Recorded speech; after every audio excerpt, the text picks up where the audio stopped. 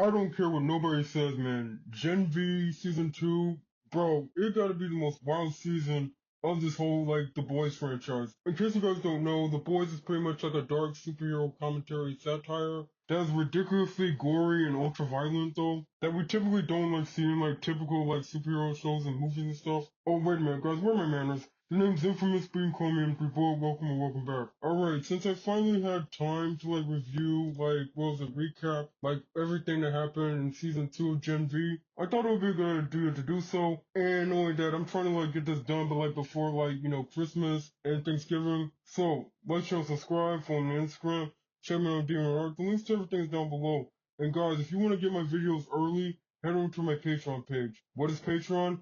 Patreon is an online platform where you can support your favorite content creators and get special perks and benefits. Let's say, I don't know, videos early or I don't know, behind the scenes stuff like that. Check it out.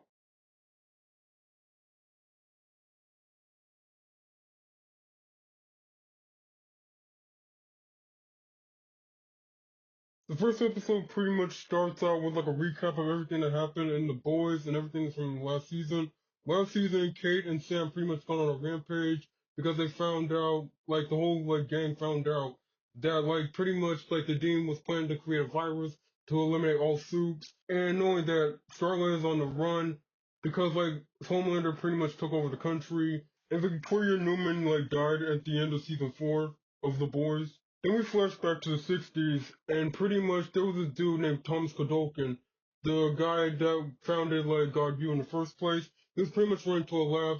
A bunch of scientists were trying to test out Compound V, but he told them it wasn't ready. But it was too late. The scientists already injected themselves with Compound V, and pretty much their powers manifested, but it was very bad. They ended up dying, and it ended up causing a little fire, causing Thomas Kodolkin to be trapped in there. In present day, Jordan and Emma were was it Captain Elmira after everything that happened last season. They were pretty much blamed for the whole attack that happened. Marie managed to escape, and no one knows where she is right now. Andre died trying to escape, and now it's only Jordan and Emma. Jordan and Emma were pretty much were dragged into a van. The van was dragging them to God U. Kate was pretty much telling them welcome back, and everything's all good now. Kate made a little deal and pull some strings to get them back from Elmira to what was it, God U. Kate was wondering where's Andre, and Kate popped into Jordan's head, and she found out that he died. Jordan and Emma had to issue a little statement out to the public, saying hey, look, we were falsely accused and stuff, and we were falsely in prison. After that, there was a little some sort of prep rally or something where we meet the new dean. The new dean is Cypher. He's a soup dean. He was giving a little pep talk to the entire students, and Jordan noticed something familiar about Cypher. That's when Jordan realizes that he was there in Elmira, messing with them while they were in Elmira. Emma and Jordan pretty much went back to their dorm room, and pretty much Jordan was telling Emma about Cypher. Emma was thinking that they got a mystery on their hands, but Jordan automatically shut that down, and he's still very upset with Marie because Marie abandoned them and never came back for them. Kate confronted Cypher about Andre, about how he died, but Cypher's not telling her anything. Kate did try to use her powers on him by she was this close to touching him, but she caught her hand and was this close to putting her hand in the blender while it was still turned on. Kate agreed to never mess with Cypher again, and Cypher pretty much told her to find Marie Monroe. Cypher has been trying to find Marie the entire time. He's very serious about finding her. Marie's pretty much been on the run. She was at a gas station trying to buy a phone. She's been living out of a motel, and she's been trying to call all these agencies to find Annabeth. Annabeth is her little sister, and she couldn't find anything. Marie was pretty much was outside, walking until she meet a bunch of home teamers trying to intimidate some Starlighters. She kicked their butts and she got up out of there. Emma went to Polarity's house, Andre's dad, and Andre's dad already knew that Andre is dead, and pretty much he was addicted to alcohol, and Emma tried pep talk him into getting involved and doing something about it, but he was no, I don't want nothing to do with this. Leave me alone. While that was going on, Marie was pretty much being tracked down by Dognut. He's a soup, and as the name implies, he pretty much can do what dogs can do. He can sniff people and track people down. Dognard like found like Marie at like some sort of hotel and pretty much like attacked Marie. But luckily Marie got saved by Starlight, Annie, and she pretty much was like telling her about Project Odessa, how it's like this secret like VOD program that like she needs to like investigate and like she needs to head back to school and stuff. While that was going on, Jordan and Emma were pretty much were at a frat party and like what was it? Eventually like Emma found out about like what was it, Marie and where she was heading at. Emma told Jordan everything about like where like Marie might be, but like Jordan's not like having it. Jordan's still mad because Marie left him and abandoned him still. But Jordan like reluctantly agreed to like help Emma out, and they met up with Marie. Little did they knew Kate was following them the whole time. Pretty much like they met up and like they were talking about Andre. Then Kate showed up, read Marie's ride, and she found out about Starlight. And she told him like, hey guys, you guys gotta get back to school, and you need to tell Homelander, or otherwise he's gonna like torture us and kill us. In a panic, Jordan pretty much throw like her against the wall, and she ended up with a busted head, and they pretty much had to run. Alright, time to speed things up. After what happened in episode 1, Marie, Jordan, and Emma pretty much had to, like, what was it, make it like a TikTok video about Marie going back to Godolphin. Marie and, like, Cypher pretty much were having a conversation about, like, Elmira and, like, what was he doing there. And pretty much Cypher, like, gave the tea on what happened to Andre. Turns out Andre was suffering from a condition that his dad has. Like, every time he uses powers, it causes, like, a micro tear, causing him to have a stroke, and it led to his death. Cypher pretty much gave her like the files about Andre, like as like some sort of like weird welcome back gift. Polarity decided to like like come back to the school and pretty much become a teacher, but really he wanted to like team up with Emma to like get more information about Godolphin. They found like a weird secret room full of racist stuff, and also found the files for Project Odessa. Pretty much like Project Odessa was pretty much like a super baby breeding camp to breed like the best babies, and there was like no survivors but only except one. It was Marie. Cypher pretty much was like running like some sort of like superhuman enhancement program where pretty much like he was trying to like what was it, level up like every single like soups. Well, at least the soups that could fight and actually have combat abilities, like level up their powers to become stronger. But he mostly focused on Marie.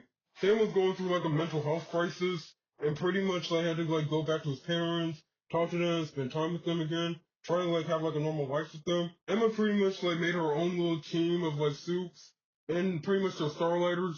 There's this girl named Allie who pretty much can control hair, but only the hair on her, well, in between her legs. It turns out that girl Harper from the last season, the girl with the tail, turns out she can like copy anyone's powers for like 60 seconds.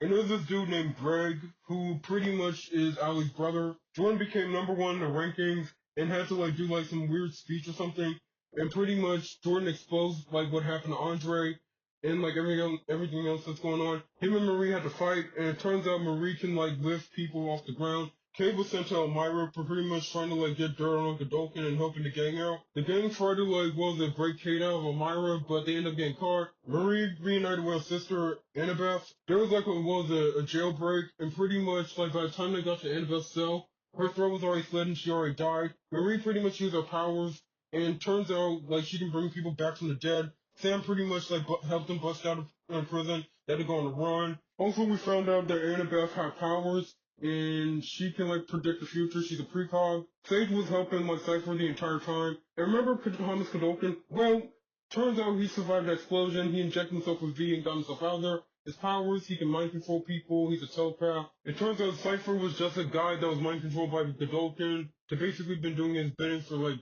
Sister Sage was helping Cypher this whole time. Marie unintentionally healed like Godolphin, not knowing the fact that like Cypher and Godolphin were one and the same, and pretty much like chaos would ensue. Pretty much like Godolphin's plan was to basically like wipe out like most of the student population and also get stronger like with his telepathy and stuff to control Homelander. In the end, there was an epic final fight. Marie and like Annabeth got back together and their family again. Okay, Gen V season 2. Honestly, man, this gotta be like the most wild season that like came out of this show, man. And man, shout out to Chance Perdomo, man. Bro, rest in peace, man. Rest in peace. I'm just saying, like, the whole, like, Andre being dead storyline or killed off screen, that was pretty good. And every time when the actors and actresses, like, talk about Andre, bro, it feels like so real and so true. Man, I'm not gonna lie, this was a very good storyline. This really is. Okay, man, there's just so many questions that I gotta ask though. So, with the revelation that, like, Annabeth, like Marie's sister, having like powers, or has been have powers this whole time, and there was like no hints or clues that she was possibly given Compound V, wouldn't that make her the first naturally born soup? Because as Aunt Pam stated, that they didn't like need to like go back to like the clinic again because it was a miracle that like Annabeth was conceived without like no like IVF or anything like that. Also, I think what happened was when Marie was developing in her mom's womb, she I guess the compound V while she was like as a zygote probably was healing her womb while she was developing in the womb. I mean, we see Marie pretty much heal people, but like, I mean, that would be crazy if she like had some degree of memories behind that. That would be insane, but a little too wild though. Honestly, I was wondering what the heck was Kate smoking like throughout like the first episode. Like seriously, you expect them to be like super grateful to you? Like you're the reason why they even ended up there in the first place, and like why even Andre even died though. Like bro, like seriously, for one who claim, I'm just saying for someone who's supposed to be a psychic, she should have knew dang well, or let's be honest, she already knew Jordan as long, like way longer than Emma. Like they should have like been like already know like how each other would be or act or behave. They would have all been known that by now. I'm just saying, Kay would have been known that already. You know? Okay, real talk, real talk. Serious question here. How is Harper not considered like an Odessa baby? I mean, well, in the world of boys, it's not surprising that there probably would be like another character, or at least another soup in this universe that has the ability to copy any of Soup's powers. But the fact that she was able to like, what was it, touch like Marie, I mean not Marie, I mean like Emma, and automatically master her abilities way quicker and way faster than she could, and the fact that she was she was able to control like all the suits like right after like she what was it control Kadoken, like she was able to master like his abilities that quick and that fast. How the heck is she not an Odessa baby? I'm just saying like bro, she is a broken character man, and I'm surprised that she did not like win with the rest of the gang or probably like team up with them or probably kept community. Bro, no, in season 5 they gotta like incorporate Harper into this.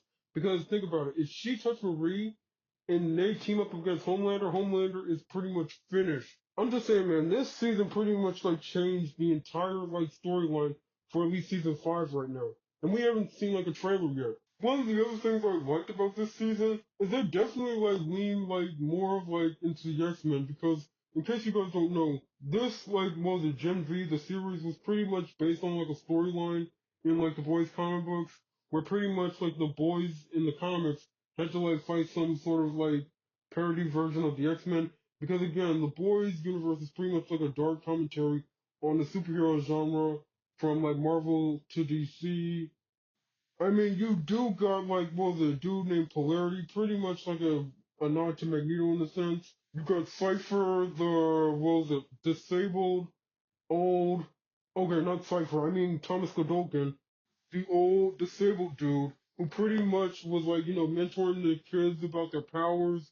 And you got Dognot, who kind of does look like, I don't know, like pretty much a cheap, like Amazon version of, I guess, Sabretooth or Wolverine in a sense. But except, like, he kind of like super into the whole bestiality thing, like the deep.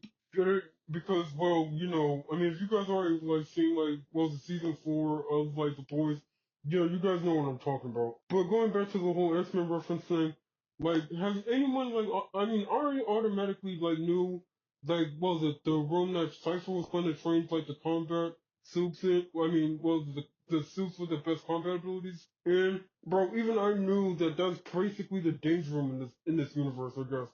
Okay, in case you're not like an X-Men fan, pretty much the danger room is pretty much a room with like crazy traps and like obstacles to like basically like help like the X-Men train for like new missions and stuff. Honestly, man, if they kept like like the robots or I don't know, at least like make like certain like objects move like an actual obstacle course, like in the whole danger room. Or okay, I'm gonna call it the danger room in that universe. Bro, that okay. Disney would probably be suing the heck out of Amazon if they did that. Another like Marvel like Easter egg they kind of like cut in, like the whole Viking like soup. Bro, he's pretty much a parody of Thor, and it was a reference, well, kind of like a parody reference to like like what was it, Thor, what was it, Love and Thunder. Now that was pretty good, and all that it's kind of like making fun of like the whole like Love and Thunder movie not doing that good in the box office, or at least like not as like not as well liked as the fans wanted to be in our world, I guess.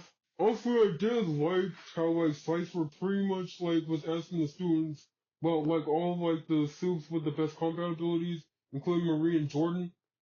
Like telling them like, hey, your powers can be just so much more than what it was.